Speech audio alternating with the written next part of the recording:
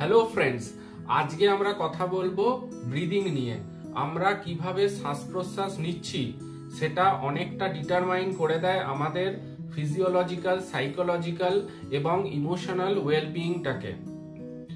আপনারা লক্ষ্য করবেন, যখন কোনো বাচ্চা ছেলে ঘুমায় তখন তার পেটটা ওঠানামা করে। অ্যাকচুয়ালি আমরাও ছোটবেলাতে ওইভাবেই ঘুমাতাম, কিন্তু আস্তে আস্তে যত বড় হই, টেনশন, অ্যাংজাইটির ফলে আমরা শ্যালো ব্রিদিং করতে শুরু করি। শ্যালো ব্রিদিংটা কি? শ্যালো ব্রিদিং আমরা শুধু চেস্ট বুক অবধি আমরা ব্রিদিংটা করি, কিন্তু যেটা ওই বাচ্চারা করে সেটা হচ্ছে বেলি ব্রিদিং, যেটাকে বলে বশিষ্ঠ প্রাণায়াম, বা আজকালকার মডার্ন মেডিকেল টার্মিনোলজিতে বলা হয় বেলি ব্রিদিং, অ্যাবডোমিনাল ব্রিদিং বা ডায়াফ্র্যাগমেটিক ব্রিদিং। এই ব্রিদিংটাতে আমরা নিঃশ্বাসটা পুরো পেট অবধি নিয়ে যায়, সেটাকে আমরা মেন্টালিও ফিল করব যে পেট অবধি যাচ্ছে, এবং ফিজিক্যালিও, যেটাকে লং ব্রেথ বলে। এবং নেওয়ার সময় পেটটা একটু ফুলবে, কারণ আমাদের লাংসের নিচে আছে ডায়াফ্রাম। যখন আমরা ইনহেলেশন করি, নিঃশ্বাসটা নিচ্ছি, তখন ডায়াফ্রামটা একটু নিচের দিকে নামে, যার ফলে লাংসের স্পেসটা বেড়ে যায় এবং লাং অনেকটা এয়ার ইনটেক করতে পারে।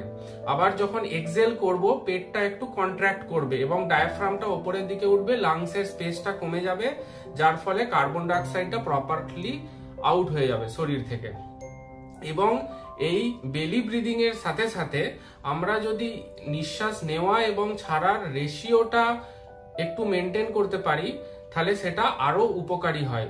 সেটা হচ্ছে, আমরা যদি 4 সেকেন্ড নিঃশ্বাস নিই এবং 8 সেকেন্ড নিঃশ্বাস ছাড়ি, এই রেশিওটা মানে পারফেক্ট রেশিও ধরা হয়। 4 সেকেন্ড ইনহেলেশন, 8 সেকেন্ড এক্সহেলেশন।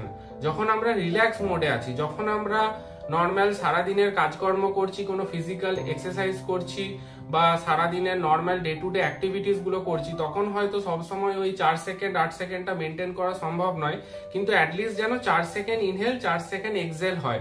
নর্মালি আমরা স্ট্রেসড সিচুয়েশনে কি করি, যে আমরা নিঃশ্বাসটা নিই বেশিক্ষণ ধরে এবং ছাড়ি কম টাইমে। ধরুন আমরা নিচ্ছি 4 সেকেন্ড, প্রথমত আমাদের ব্রিদিংটা অনেক শর্ট হয়ে যায়, আমরা মানে তাড়াতাড়ি নিঃশ্বাস প্রশ্বাসটা ইনহেলেশন এক্সহেলেশন করি, সেটা হচ্ছে স্ট্রেসের লক্ষণ। এবং প্লাস আমরা হয়তো 4 সেকেন্ড নিচ্ছি, 2 সেকেন্ড ছাড়ছি, এটা শরীরের পক্ষে খুবই ক্ষতিকারক। আমাদের সবসময় চেষ্টা করা উচিত 4 সেকেন্ড নিলাম, আবার 4 সেকেন্ডই ছাড়লাম। এবং যখন আমরা রিল্যাক্স মোডে আছি বা স্পেশালি ঘুমাতে যাওয়ার আগে 4 সেকেন্ড নিব এবং 8 সেকেন্ড ধরে ছাড়বো। এই জিনিসটা মেনটেন করলে, এর ভেতরকার ফাংশনিংটা একটু বলে দিই। বেলি ব্রিদিং করলে এবং এই টাইপের প্রপার লং ডিপ ব্রিথ ওই রেশিও মেনটেন করে করলে আমাদের প্যারাসিনথেটিক নার্ভাস সিস্টেম শরীরের অ্যাক্টিভ হয়। প্যারাসিনথেটিক নার্ভাস সিস্টেম আমাদের শরীরের যে ইনভলেন্টারি মুভমেন্ট কোনগুলোকে বলা হচ্ছে, যেইগুলোর মুভমেন্ট আমাদের হাতের মধ্যে নেই। যেরকম আমাদের লাংসটা যেভাবে মুভ করছে বা শরীরের ইন্টেস্টাইন গুলো ভেতরে মুভ করছে, সেই মুভমেন্ট গুলো তো আমরা নিজেরা ডিসাইড করি না, আমাদের হাত পা মুভ করার মতো।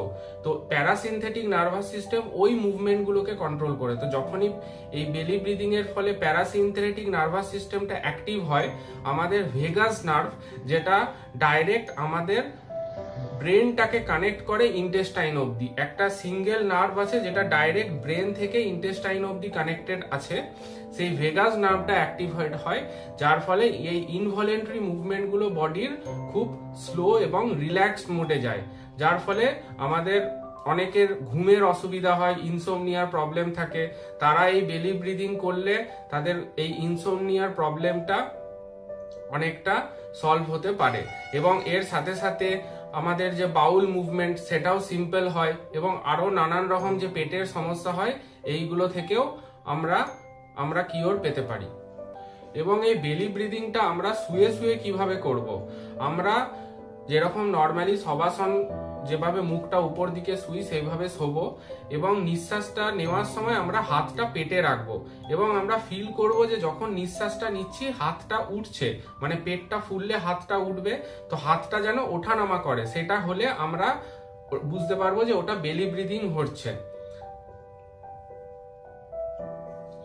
আপনারাও চেষ্টা করবেন এই বেলি ব্রিদিং করার, এবং এর থেকে যদি কোনো সুফল পান আপনারা তো নিশ্চয়ই আমাকে কমেন্টে জানাবেন।